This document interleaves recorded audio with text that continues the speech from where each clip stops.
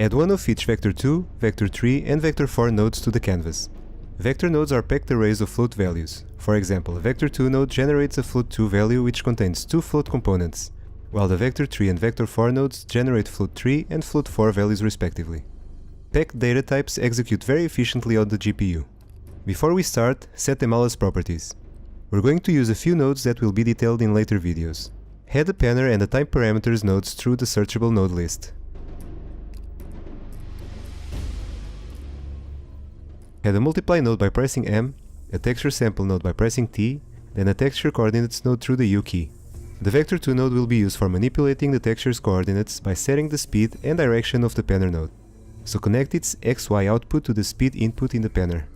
The texture coordinates node allows us to manipulate texture tiling and offset parameters. We will connect its output to the UV input in the panner. In the time parameters node, connect the T output to the time input in the panner. The panner's output goes into the UV input of the texture sample, so it can manipulate its texture's UV coordinates and pan them according to the values we've set up.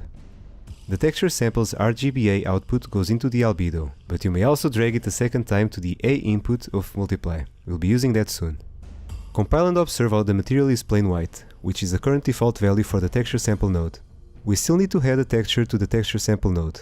I'll be using the checkers, which is part of our sample assets included in the editor package. The texture has been assigned to the material. All that remains is setting the values for the vector 2 node. Set both x and y to -0.5. You can see that the texture is now moving, since we've used the vector 2 node to set the speed and direction for the panner node, which is panning the texture.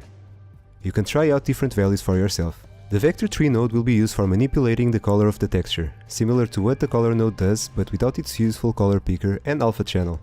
Connect the vector 3 node's output into the multiply node's B input. Replace the texture sample connection to the albedo with the multiply node's output. Now compile and observe how the object has turned black. Open the multiply node preview.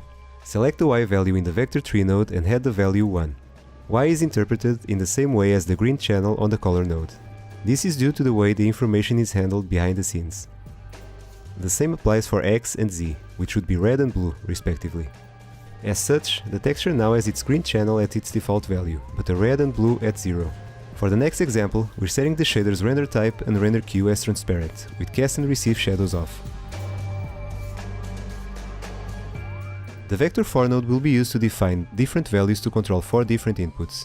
Simply connect X, Y, Z and W outputs to the emission, metallic, smoothness and opacity, then compile the shader. You may experiment with value ranges of 0 to 1. As a final remark, if you select the material and look at the inspector, the vector 2 and vector 3 properties display as a vector 4, containing 4 values instead of 2. This means that the last 2 values for the vector 2 and the last value for the vector 3 are ignored and do nothing. The reason for this is due to the way Unity handles shaders. It only receives single float or float 4 values. Also, do take into account that this is not quite the conventional use for vector nodes.